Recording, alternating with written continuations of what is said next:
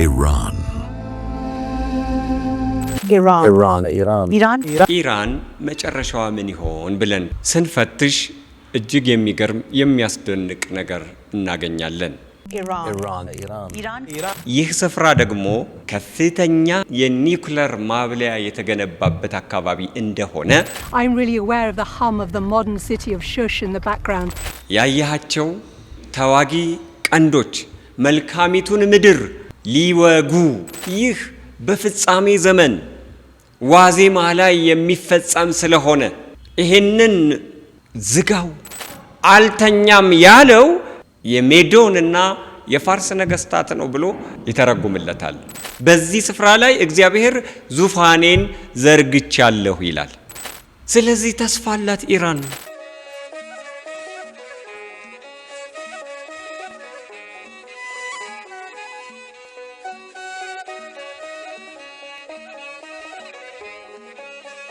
በስመ አብ ወወልድ ወመንፈስ ቅዱስ አሐዱ አምላክ አሜን። እንደምን ከረማችሁ የወርቅ ዘንግ ሚዲያ ተከታታዮች። ከምጥቀት በላይ ከጥልቀት በታች ያለውን ተፈጥሮ ፈጥሮ መርምሮ የሚገዛ ልዑል እግዚአብሔር ዕድሜ ለንስሐ ስለሚሰጠን ክብር ምስጋና ይድረሰው። እሱ እንደ መለኮቱ አምላክ እንደ ቸርነቱ አባት ነውና ሁል ጊዜ በፍቅር ስለሚመለከተን ዛሬም ዘወትርም የተመሰገነ ይሁን። ህትምት በድንግልና ስርኩት በቅድስና ፀሐይ ጽድቅ ኢየሱስ ክርስቶስን የወለደችልን የአብ ቃል ማደሪያ የእናታችን የቅድስት ድንግል ማርያም ረድኤቷ በረከቷ ከሁላችን ጋር ይሁን።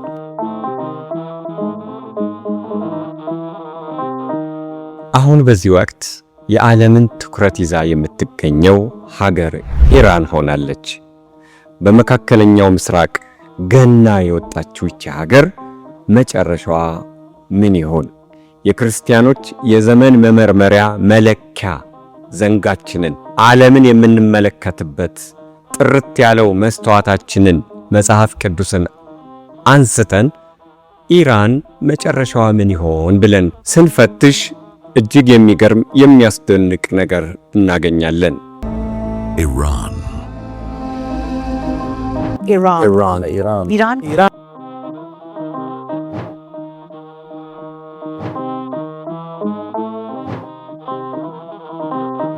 አራት ትንቢቶች።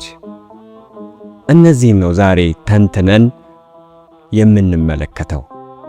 ከክርስቶስ ልደት በፊት ቀድመው የተነገሩ አሁን ግን ዘመኑን የሚያሳዩ ትንቢቶች ናቸውና እስኪ ዛሬ ከመጽሐፍ ቅዱስ ትንቢተ ሕዝቅኤልን፣ ትንቢተ ዳንኤልን እንደገናም ደግሞ ትንቢተ ኢሳይያስን እነዚህን አውጥተን ኢራንና መጨረሻዋን እንመለከታለን።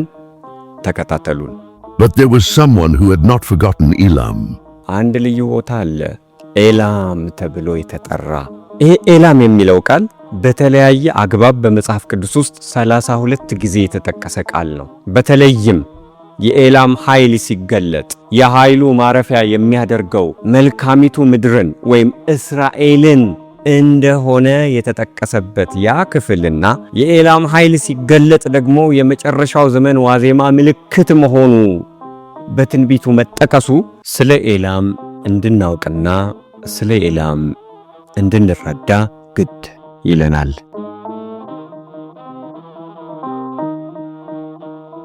እንግዲህ የኤላምን ታሪክ ስንመለከት ትንሽ ታሪካዊ ዳራውን ዳሰስ ለማድረግ ኤላም ምድር ከታደሰች በኋላ ከኖህ ከተገኙ ልጆች ውስጥ ሴም የወለደው ልጅ ነው።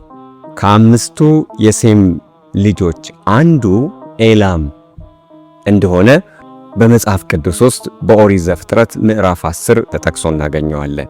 ኤላም ከዚህ መጠሪያነት በመነሳት የኤላም ልጆች እየተስፋፉ ሲመጡ በመጽሐፍ ቅዱስ ደግሞ በተለያየ ቦታ ላይ ራሱ ኤላም ግዛት ሆኖ ብዙ ክፍሎች ላይ ተጠቅሷል። ስለዚህ የሴም ልጅ ነው።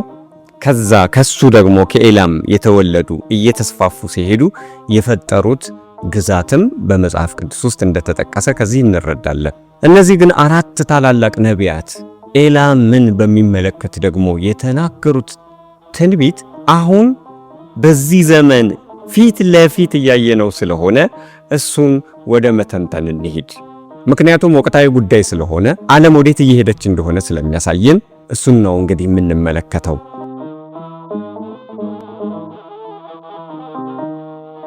የመጽሐፍ ቅዱስ ታሪክ ተመራማሪዎች ስለዚህ ስለ ኤላም ስለተባለው ሀገር ከፍተኛ ጥናት ነው እያደረጉ ያሉት።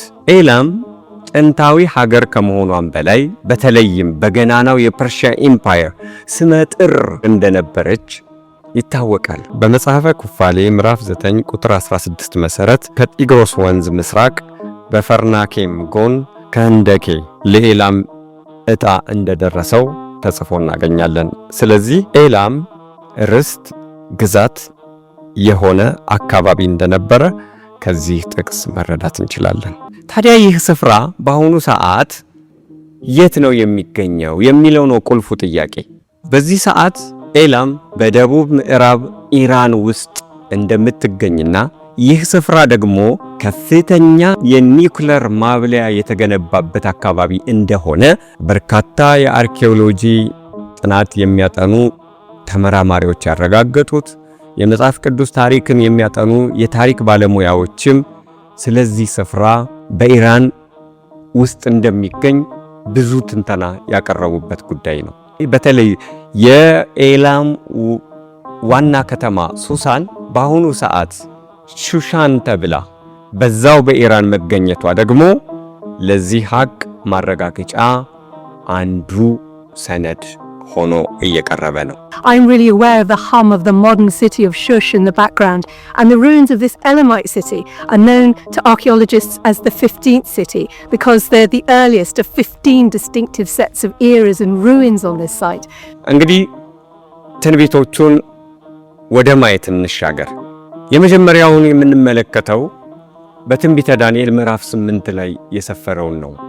ነቢየ እግዚአብሔር ዳንኤል ራእዩን ያየበት ያ ስፍራ ኤላም ተብሎ ነው የሚጠራው። በሱሳን ግንብ አጠገብ ሳለሁ በኤላም አውራጃ ሆኜ የሚያስደንቅ ራእይ አየሁ ነው የሚለው። ራእዩ በምሳሌ የተገለጠ ነው። ባለ 2 ቀንድ ተዋጊ አውራ በግ በአራቱም ማዕዘን ከፍ ከፍ ብሎ ሁሉን የሚጎሽም መልካሚቱን ምድር የሚያስጨንቅ ኃይለኛ ባለ 2 ቀንድ ተዋጊ አውራ በግ። ይህንን ነው ነቢየ እግዚአብሔር ዳንኤል የተመለከተው። ራእዩን በተመለከትኩ ጊዜ ማስተዋል ፈለግኩኝ፣ አመመኝ ይላል።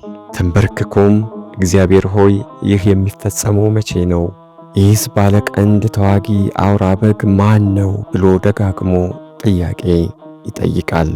እግዚአብሔርም መልአኩ ቅዱስ ገብርኤልን ይልክለታል ራእዩን እንዲተረጉምለት። በፀሐይ መካከል የሚቆመው ከክብሩ የተነሳ ምድርን የሚያበራው ከሰባቱ ሊቃነ መላእክት አንዱ የሆነው መልአኩ ቅዱስ ገብርኤል ዳንኤል ሆይ ያየኸው ራእይ እውነተኛ ነው፣ ነገር ግን ከብዙ ዘመን በኋላ ስለሚፈጸም ራእዩን ዝጋው፣ አትመው።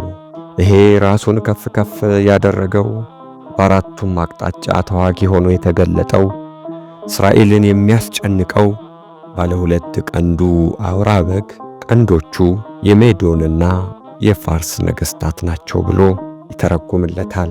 በዚህ ትንቢት ውስጥ የተገለጡ 2 ስሞች አሉ፣ የሜዶንና የፋርስ ነገሥታት የሚል። ፋርስ ማናት?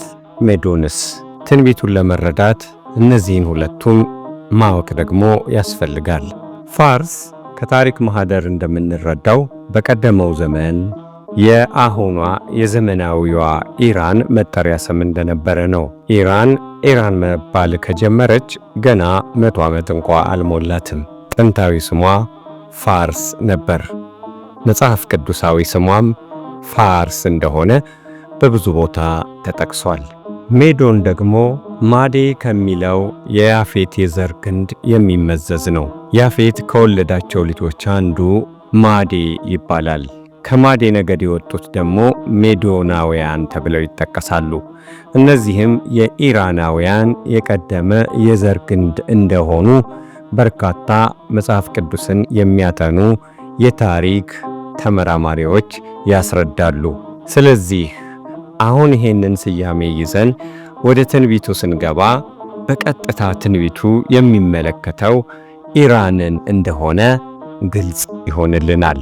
ኢራን ከቅርብ ጊዜ ወዲህ በመካከለኛው ምስራቅ ራሷን ከፍ ከፍ እያደረገች ያለች፣ በገነባችው ዘመናዊ የጦር ኃይል በአካባቢው ገናና ሆና የወጣች፣ እስራኤልንም በተደጋጋሚ ዘመናዊ ሚሳኤሎችን በመተኮስና ድሮኖች በመላክ እያስጨነቀች ያለች ሀገር በመሆኗና አውራው በግ ተዋጊው በግ ብዙዎችን ያስጨንቃል፣ ብዙ ሀገራትን ይዋጋል ተብሎ እንደተጠቀሰ ሁሉ የኢራን የዚህ ዘመን መገለጫ በተለያዩ ሀገራት ላይ ሚሳኤሎችን መወርወር ሆኖ መገኘቱ ነቢየ እግዚአብሔር ዳንኤል ከክርስቶስ ልደት በፊት ያየው ያ ራእይ በኢራን እየተፈጸመ ለመሆኑ ማረጋገጫ ነው። አውራ በጉ በአራቱ ማዕዘን ራሱን ያሰፋል ተብሎ እንደተጠቀሰ ዛሬም በአውራ በግ የተመሰለችው ኢራን ከየመን እስከ ሊባኖስ This is Hormuz Island. Iran believed that it held all of the cards in the Strait of Hormuz.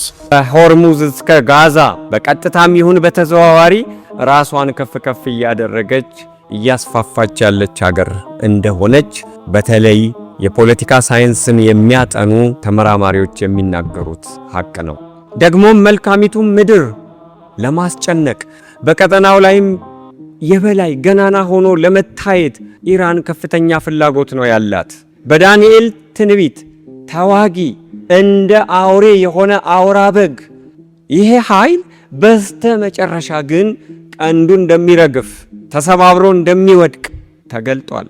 ሁለተኛው ትንቢት ደግሞ በትንቢተ ኤርምያስ ምዕራፍ 49 ከቁጥር 34 ጀምሮ የሰፈረ ነው። የሰራዊት ጌታ እግዚአብሔር እንዲህ ይላል፣ እነሆ ዋና ኃይላቸው መሳሪያ የሆነውን የኤላምን ቀስት ሰብራለሁ፣ ከአራቱም ከሰማይ ማዕዘናት አራቱን ነፋሳት በኤላም ላይ ያመጣለሁ፣ ወደ እነዚያም ነፋሳት እበትናቸዋለሁ። ከኤላም የተሰደዱ ሰዎች የማይደርሱበት ሕዝብ አይገኝም።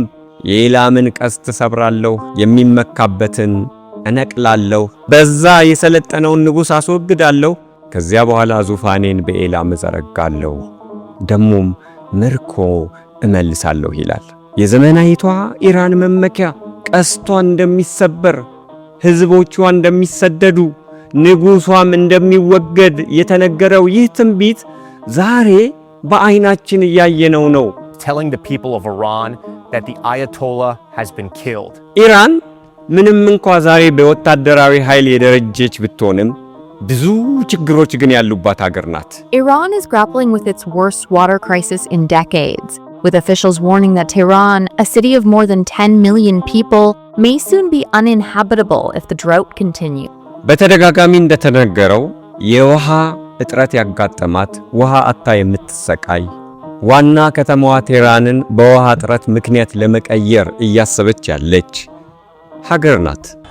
Iranians have taken to the streets in the largest protest the country has seen since 2022.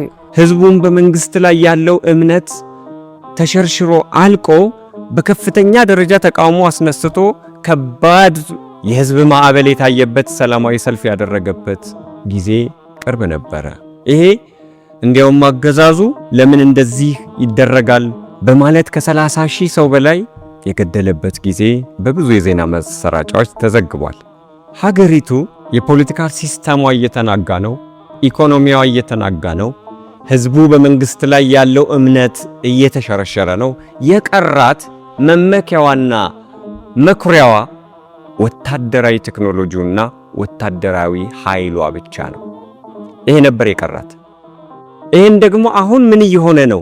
አሜሪካና እስራኤል በመተባበር በዛች ሀገር ውስጥ የሚገኙ የኒኩለር ጣቢያዎችንና የሚሳኤል ማምረቻዎችን በከፍተኛ ሁኔታ እየደበደቡ ነው።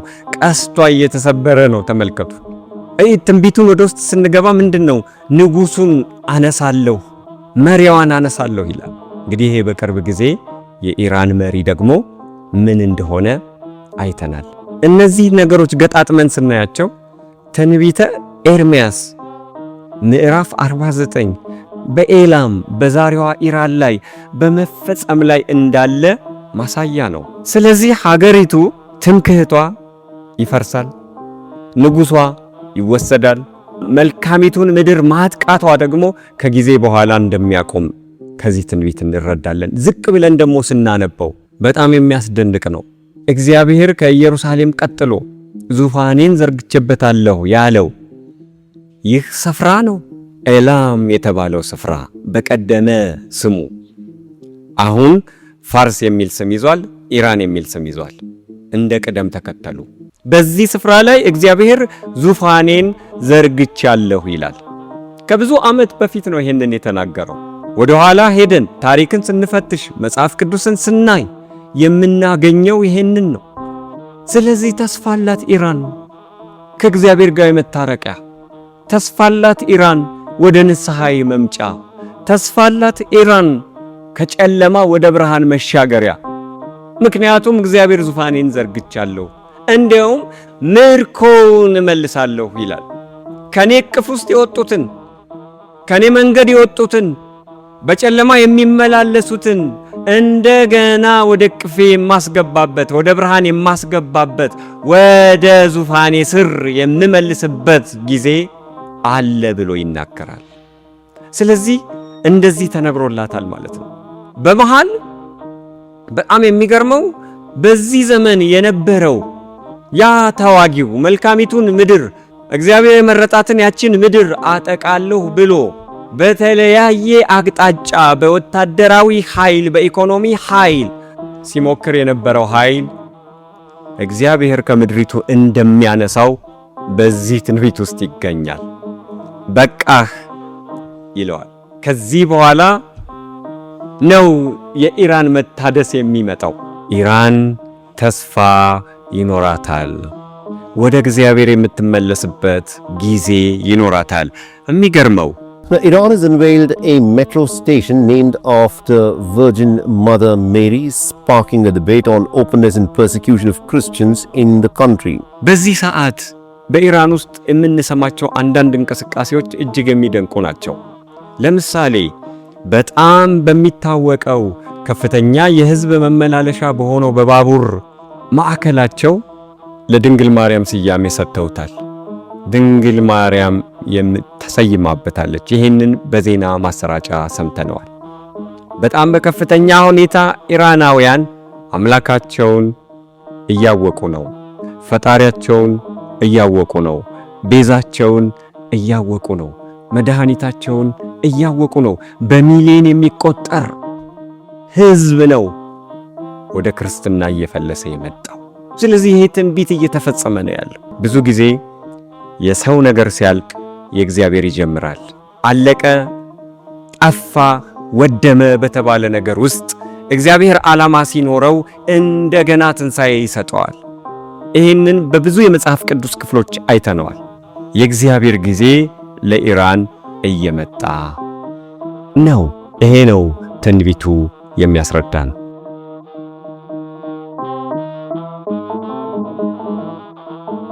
ኤላምን ካነሳነ ቀር እነዚህን ሁለት ትንቢቶች ደግሞ እንመልከት።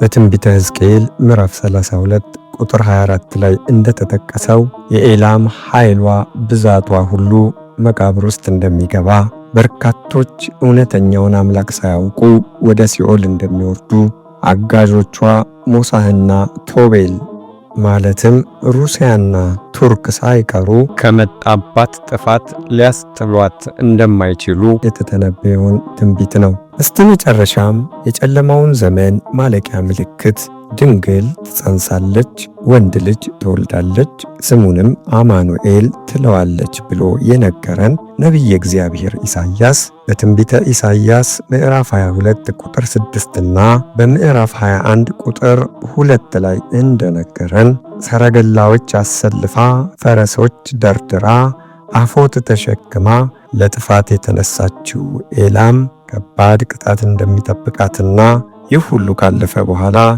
ከጨለማ እንደምትወጣ፣ ብርሃንን እንደምትከብ፣ ትካዜ ሁሉ እንደሚቀርላት የተነገረበት ክፍል ነው። አጠቃላይ እንግዲህ የቅርቡንም ወደ ኋላ ተመልሰን ደግሞ የተፈጸሙትንም ትንቢቶች ስንመለከታቸው ኤላም የዛሬዋ ኢራን በአመፅ ውስጥ የምትቆይበትና ደግሞም ወደ በረከት መጣ ወደ አስደናቂው ብርሃን የምትመለስበት ጊዜ፣ ከእግዚአብሔር ጋር የምትተዋወቅበት ጊዜ፣ እንደ ቀደመው ሀገረ እስራኤልም ጋር መልካም ወዳጅነት የምትፈጥርበት ጊዜ እንዳለ ነው።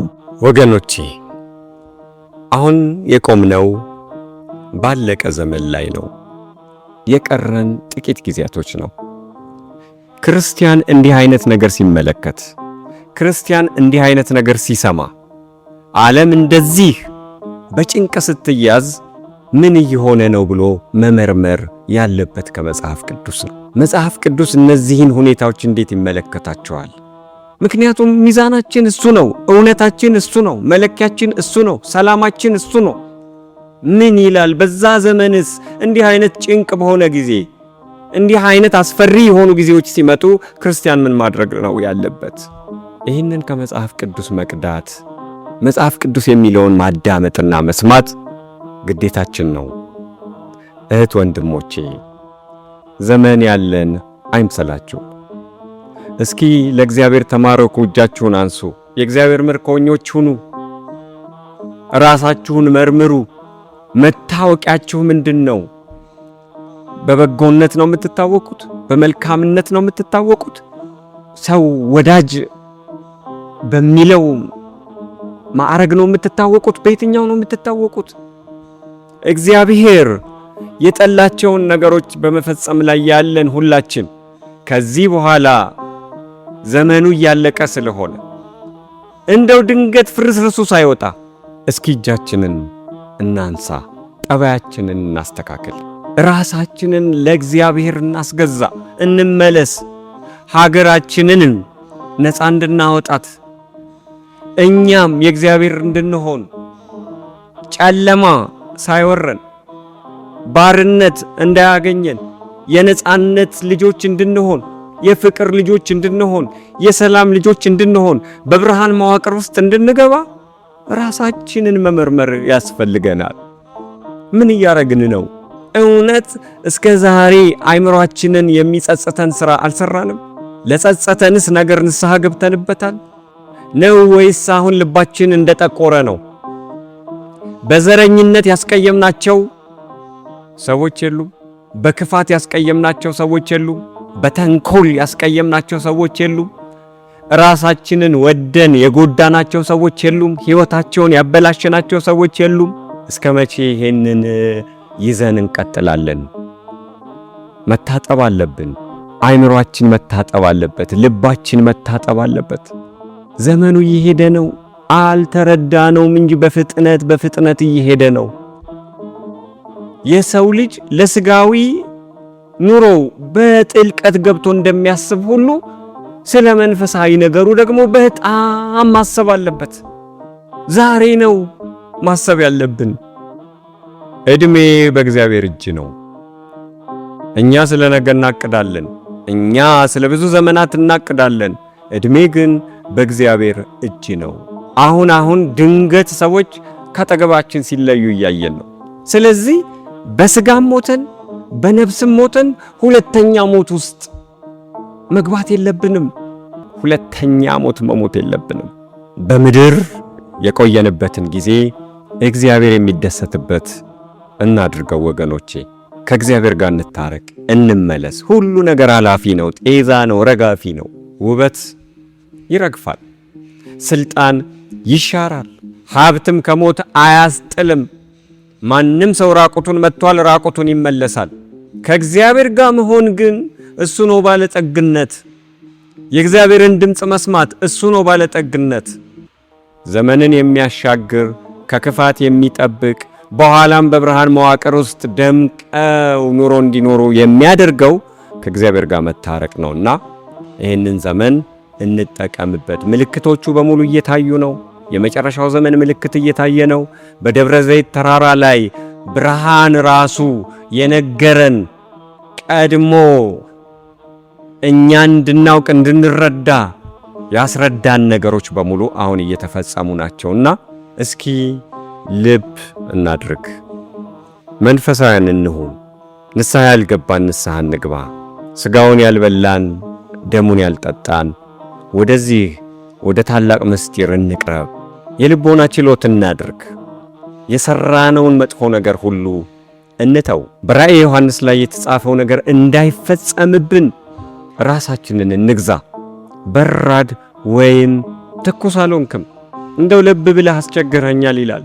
ወይ መንፈሳዊ አልሆንም፣ ወይ ደግሞ ጭልጥ ብለን በቃ በኃጢአት አልታወቅንም። እንደው በመካከል ላይ የቆምን ብዙዎች አለን። በእርግጥ ይህ ዘመን አደገኛ ዘመን ነው፣ ፈታኝ ዘመን ነው፣ የጨካኞች ዘመን ነው፣ ጨካኝ ልቦች የበዙበት ዘመን ነው።